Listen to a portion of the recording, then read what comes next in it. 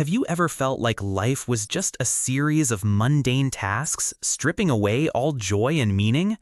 What if the key to an extraordinary existence isn't found in grand adventures, but in the profound appreciation of every single moment?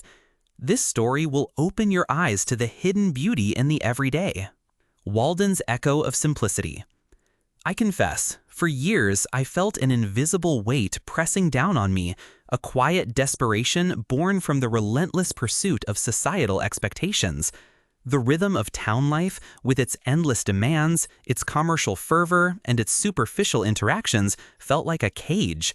I witnessed men and women laboring ceaselessly, accumulating possessions they barely enjoyed, striving for a future that seemed perpetually out of reach.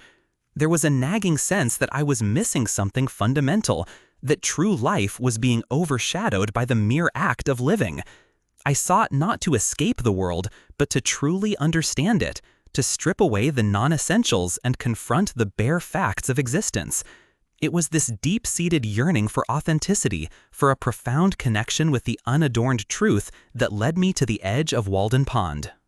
In the spring of '45, I built a small, humble cabin with my own hands, amidst the whispering pines and the gentle lapping of the water. It was a simple dwelling, a testament to efficiency and necessity, built from salvaged timbers and my own earnest labor. My move to Walden was not a retreat from humanity, but a deliberate experiment in living. I sought to understand how much life truly required, how little one truly needed to thrive, and what essential truths might emerge when stripped of life's countless distractions. I gardened for my sustenance, growing beans that connected me to the earth, feeling the rhythm of the seasons in my hands. The physical labor was grounding, a direct communion with nature that nourished my body and soul in ways the artificial complexities of town never could. I learned to measure my wealth not in currency, but in the richness of my experiences, the clarity of my thoughts, and the profound peace of mind I discovered in solitude. My days at Walden settled into a profound and meaningful rhythm. Mornings were for contemplation, for observing the intricate dance of nature, the mist rising from the pond, the industrious ants, the soaring hawk, the shifting patterns of light and shadow through the trees. Afternoons were spent in practical tasks, chopping wood, mending my cabin, or cultivating my small plot. Evenings brought profound quietude, a time for reading, writing, and deep reflection under the expansive star-studded sky. I welcomed visitors who sought me out, engaging in long philosophical conversations by the fireside, exploring ideas that transcended the trivialities of daily commerce. Yet I also learned the profound value of solitude, for it was in the absence of constant human chatter that I could truly hear my own thoughts, the whispers of my intuition, and the subtle, continuous lessons offered by the natural world. Every encounter with a squirrel, every gust of wind, every change in the pond surface became a teacher, revealing the interconnectedness of all life. It was during these years that my senses sharpened, my perceptions deepened. I learned to distinguish the rustle of a mouse in the leaves from the scurry of a chipmunk, to recognize the distinct calls of birds, and to appreciate the subtle shifts in weather patterns. I saw the pond not merely a body of water, but a living entity, its moods changing with the day and the season, reflecting the vastness of the sky above and the teeming life within its depths. The simple act of observing became a profound form of engagement, each moment pregnant with meaning.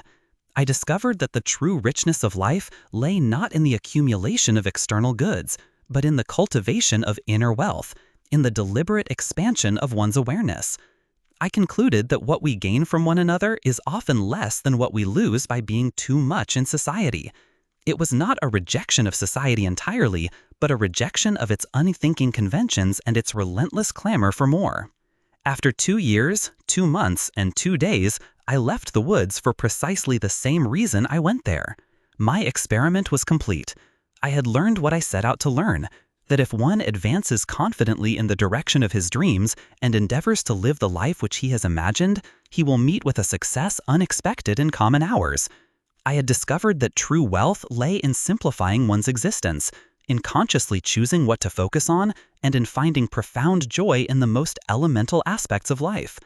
I learned that much of what we consider necessary is in fact superfluous, and that by shedding these layers of unnecessary complexity, we can live more deliberately, more consciously, and more deeply. My time at Walden was not an escape from reality, but a deeper immersion into it, a profound encounter with the raw, beautiful essence of existence. I did not return to the town a wealthy man in the eyes of the world, but I was immeasurably rich in spirit, armed with a clarity of purpose and a profound appreciation for the subtle, often overlooked miracles of everyday life. The echo of Walden lingered within me, a constant reminder that the most extraordinary life is often found not by chasing distant horizons, but by digging deep into the soil beneath our own feet.